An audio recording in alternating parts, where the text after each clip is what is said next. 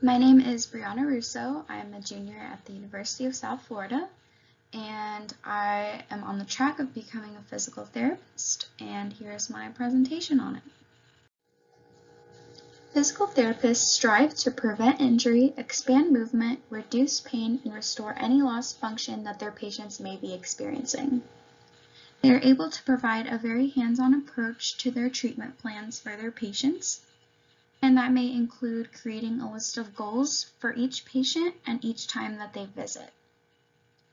I really like this approach to their treatment, and that is personally a reason why I will be pursuing physical therapy. A lot of other professions don't allow the doctors to have a hands-on approach to the ways that they treat their patients. So that's something that really stands out to me. So the daily duties of physical therapists.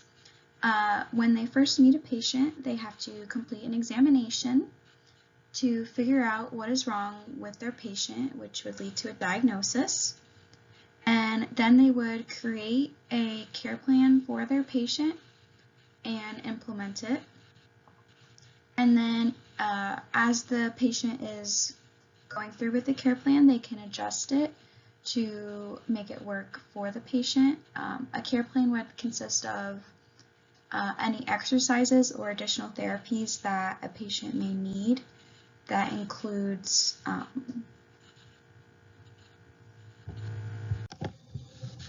ultrasound therapy and maybe even an ice pack or a heat pack.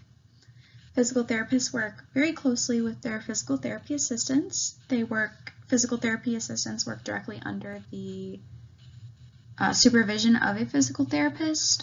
Physical therapists may also work with nurses who can play a similar role to the physical therapy assistants. And a huge one is orthopedic doctors and physical therapists work hand in hand together in order to help patients go through a rehabilitation process. Physical therapists can work in all sorts of work settings. They can have their own private practice. They can work in a hospital, a nursing home, or even in the patient's home. The most common is a private practice and nursing homes. It's less common for physical therapists to work in a hospital setting or even go through a patient home. Depending on the location of where they're working also depends on how much money they are getting paid. To become a physical therapist, you have to have a bachelor's degree to begin with. You then need to shadow a physical therapist for 20 hours, and it has to be in 2 or more areas. For example, maybe shadowing a physical therapist in a nursing home or in a pediatric unit of a hospital. Then you have to obtain your doctorate of physical therapy degree and then pass the National Physical Therapy Examination. For the licensure requirements, you must pass the National Physical Therapy exam with at least a 600 out of 800. That is the minimum pass rate. And then every 2 years, you have to renew your licensure, and that requires 24 contact hours of approved continuing education. For continued learning, when I was looking up professional organizations, I found the American Physical Therapy Association. I was extremely impressed with what they had to offer for their members. It provided a lot of information and resources for physical therapy in general, even for someone that was just researching it like I was, but it also offered a lot for actual physical therapists and physical therapy assistants. A lot of research opportunities were listed on there.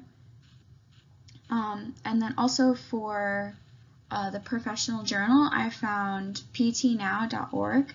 They're in association with the American Physical Therapy Association.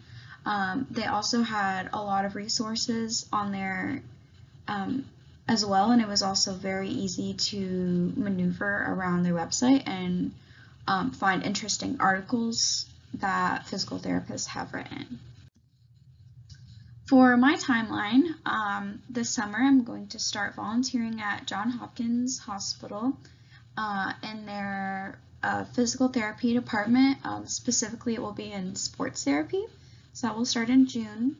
And then over the summer, I'm going to work to stay for grad school. In August, I'm going to start shadowing a physical therapist. In January, I'm going to apply for physical therapy school. February, take my GRE exam.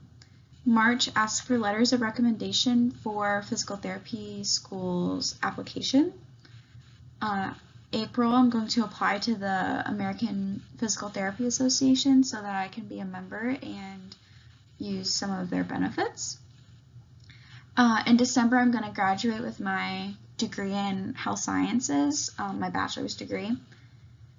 And then the next school semester, I will take off to travel, volunteer, or most likely work so that I can stay for grad school. And then August would start PT school. In May of 2024, I would finally graduate with my physical therapy school with a doctorate.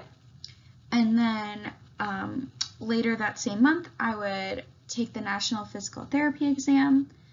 And if I pass it, I will be able to apply for physical therapy jobs and start my career. And these are my works cited.